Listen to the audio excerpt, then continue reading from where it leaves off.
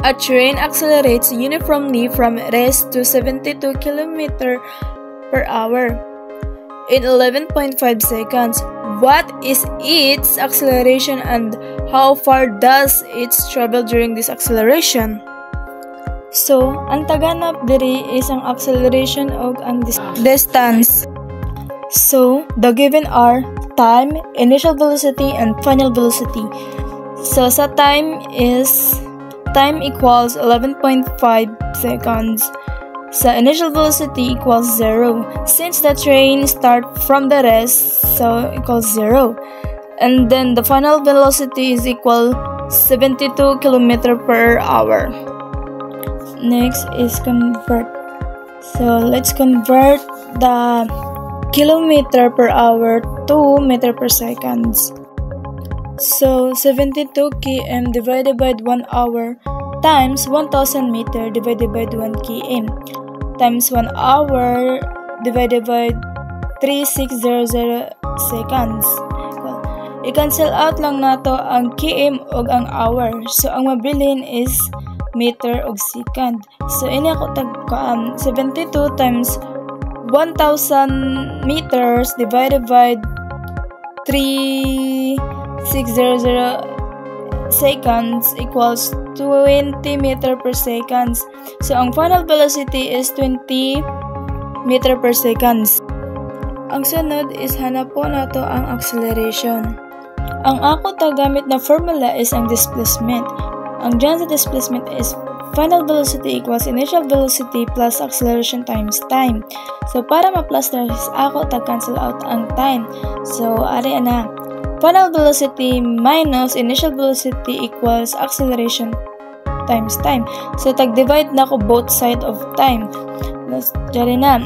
Tapos i-cancel out nimo ang time sa may acceleration, dapat cancel out na. So dari na ang final formula sa acceleration. Acceleration equals final velocity minus initial velocity divided by time. Acceleration equals 20 meter per second minus 0 meter per second divided by 11.5 seconds. So 20 minus 0 equals 20 meter per second. 20 meter per second divided by 11.5 seconds equal 1.74 meter per second squared. So acceleration equals 1.74 meter per second squared. So the train is accelerating at approximately 1.74 meter per second squared. Now, let's find the displacement. So, ang tagamit na ako na formula is ang final velocity. Ang formula sa final velocity is change displacement equals initial velocity times time plus 1/2 times acceleration times square root of 2. Cancel out ng initial velocity. Ang nabilin is 1/2 times acceleration times time square root of 2. So, ari na ang formula sa displacement. So, ata is solved na. Distance equals 1/2 times 1.74 meter per second squared times 11.5 seconds square root of 2. So, ako tag-on na pag-solve ang time square root of 2. So, 11.5 seconds square root of 2 is equal 132.25 seconds. Next is ako tag-bring down ang 1/2. Then ako tag-multiply ang acceleration of time. So, 1.74 meter per second squared times 132.25 seconds. So, cancel out na ang seconds.